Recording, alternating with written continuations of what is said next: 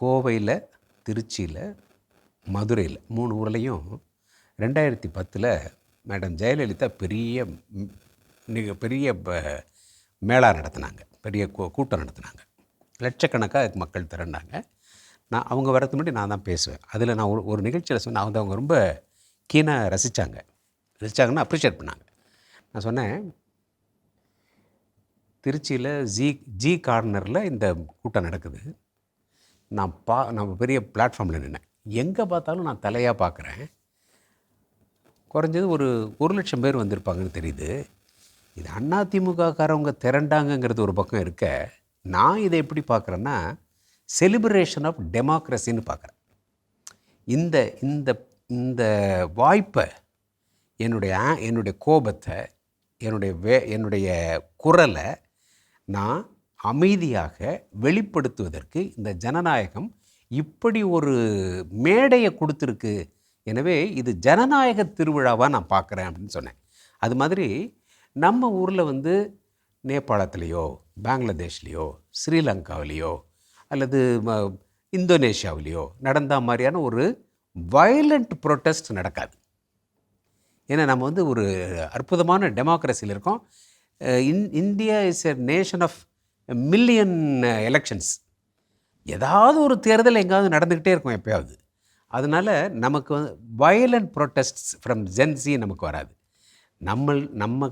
நம்மளோட இருக்கக்கூடிய நம்மளுடைய தம்பி தங்கிகள் தன்னுடைய ஜனநாயக உரிமைகளை ஒரு விருலண்ட்டாக எஸ்டாப்ளிஷ் பண்ணதை தான் நான் நினைக்கிறேன்.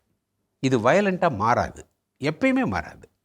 எங்கேயாவது சும்மா அடித்தடி, சும்மா ஒரு பைக் ஒருத்தர் மேலே மோதி இருக்கும், அந்த பைக்கு அதுக்கு ஏதோ ஒரு சண்டை வரும், இந்த ரோட் ரேஜ் மாதிரி 1-2 நடக்குமே தவிர நமக்கு ஒரு வயலண்ட் ப்ரொட்டஸ்ட்டு எப்பயுமே வராது.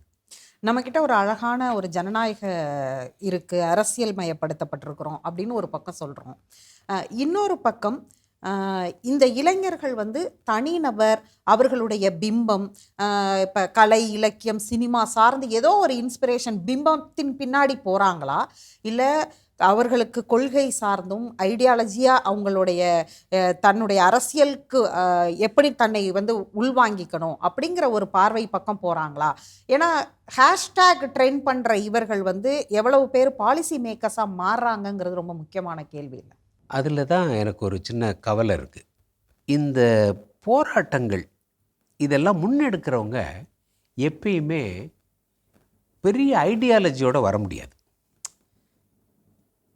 பெரிய சிந்தனை. உதாரணத்துக்கு தமிழில் பிஹெச்டி பண்ணவங்க யாரும் தமிழ் வாழ்க்கைன்னு கோஷம் போட்டு இந்திய எதிர்ப்பு போராட்டத்தில் தீக்குளித்து சாவலை. 8ஆம் கிளாஸ் 9ஆம் கிளாஸ் படித்தவங்க தான் செத்துருப்பாங்க, இந்த தீக்குளித்து உணர்ச்சி வசப்பட்டு சாவுறவங்க. அது மாதிரி இந்த போராட்டங்களில் ஈடுபடுறவங்க ஒரு உணர்ச்சி உந்துதல் யாருக்கு விரைவில் ஏற்படுமோ, யார் ரொம்ப லாஜிக்கலாக திங்க் பண்ணாமல் இருக்காங்களோ அவங்க தான் இத்தகைய ஸ்ட்ரீட் ஃபைட்டுக்கு போகிறவங்க, ஒரு ஸ்ட்ரீட் மார்ச்சுக்கு போகிறவங்க. இவர்கள் ஒரு பிம்பத்துக்கு பின்னாடி போகிறாங்க. சரி, இன்னும் வெளிப்படையாக சொல்லாமே, தரையில் தேடாமல் திரையில் தேடுறாங்க தலைவர்களை அப்படின்னா அவங்க வேறு எங்கே போய் தேடுவாங்க? இதை வீட்டில் உட்காந்து ஃபிலாசபிலாம் படிச்சுட்டு, பொலிட்டிக்கல் சயின்ஸ்லாம் படிச்சுட்டு இப்படி தேடிக்கலாம் இருந்ததுன்னா அவங்க செயல்படவே மாட்டாங்க. They will wait for occasions. இந்த உணர்ச்சி பிழம்பாக இருக்கிறவங்க நம்மளே அப்படி தானே இருக்கிறோம்.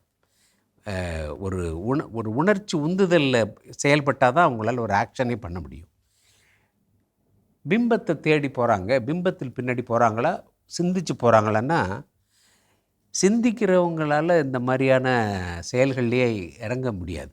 ஏன்னா அவங்க ப்ரோஸ் அண்ட் கான்ஸ் பார்ப்பாங்க. இதை செஞ்சால் இது நடக்குமா, இது பண்ணால் இது நடக்குமா அப்படின்னு பார்ப்பாங்க. இப்போ எல்லோரும் படிச்சிருக்காங்களேன்னா படிப்புக்கும் சிந்தனைக்கும் சம்மந்தம் இல்லை. படித்தவங்களெல்லாம் சிந்தனையாளர்கள்னு சொல்ல முடியாது. இந்த பிம்பத்தை தேடி போகிறவங்க அது தங்களுக்கு கிடைத்த ஒரு ஆயுதமாக பார்க்குறாங்க. இப்போ எப்படி எம்ஜிஆர் நான் ஆணையிட்டால்னு அந்த சாட்டையை சுழற்றின உடனே அரங்கம் இன்னமும் அதிருதில்லை. தங்களுடைய குரலாக ஒருத்தரை பார்த்து ஐடென்டிஃபை பண்ணிட்டாங்கன்னா அந்த குரலுக்கு இவங்க ஆதரவு தர்றாங்க. அதை அவங்க சிந்திக்காமல், சிந்தனைங்கிறதுனே நம்ம என்னென்னு புரிஞ்சுக்குவோம். நம்ம ஜென்ரல் என்ன நினைக்கிறோன்னா, சிந்திக்கிறதுனா நிறைய படிச்சுட்டு ஃபுட் நோட்லாம் போட்டு 4 பிரெயின் ஸ்டாமிங் எல்லாம் பண்ணி ஒரு தீசிஸ் எழுதுறது, ஒரு டேர்ம் பேப்பர் எழுதுறது வந்து சிந்தனைன்னு சொல்லலாம். நான் அவ்வளவுலாம் சிந்திக்கணும் இல்லை, அந்த நேரம் எனக்கு தோணுது, இது என் மனசில் படுது, இதை நான் செய்வேன், அதுவும் சிந்தனை தானே, இந்த ஷார்ட் டேர்ம் சிந்தனை தானே. அதனால் இவங்களும் சிந்திச்சுட்டு தான் செய்கிறாங்க. ஆனால் அந்த ட்ரெடிஷ்னல் சிந்தனை மெத்தடாலஜி வேறு, இவங்களுடைய சிந்தனை மெத்தடாலஜி வேறு. இப்போ தண்ணியில் விழுந்து நீந்துறவனுக்கு அது பாம்பா, ஒரு தடியா, அல்லது ஒரு ஒரு சும்மா சாதாரண புல் கட்டா அப்படின்னு கூட தெரியாது. நீந்துறவனுக்கு தான் இப்படி அடித்து நீந்துறவனுக்கு ஏதாவது ஒன்று பிடிக்க மாட்டோமான்னு இருக்கும்போது பாம்பை கூட பிடிச்சிருவான் அவன். அது மாதிரி இந்த இளைஞர்கள் எதையாவது பிடிச்சி நான் என்னுடைய உணர்ச்சியை வெளிப்படுத்தி ஒரு வெற்றியை அடைய மாட்டேனா அப்படின்னு நினைக்கிறது தான் இந்த மனநிலைன்னு நான் நினைக்கிறேன். அதனால் அவங்க பிம்பத்தை தேடுறாங்க அப்படின்னா எல்லா காலத்துலையுமே. இப்போ மகாத்மா காந்தி ஒரு காலத்தில் பிம்பமாக இருந்தார், அண்ணா ஒரு காலத்தில் அப்படி இருந்தார், எம்ஜிஆர் ஒரு காலத்தில் அப்படி இருந்தார்.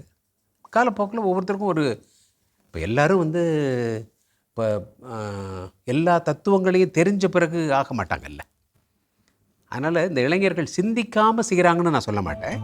அவர்கள் சிந்திக்கிறது லெவல் ஒன்று இருக்குது, ஒவ்வொருத்தரோட சிந்தனை லெவல் ஒன்று இருக்குல்ல, அந்த லெவலுக்கு அவங்க வந்து அதை சரின்னு நினைக்கிறாங்க, அதை செய்கிறாங்க.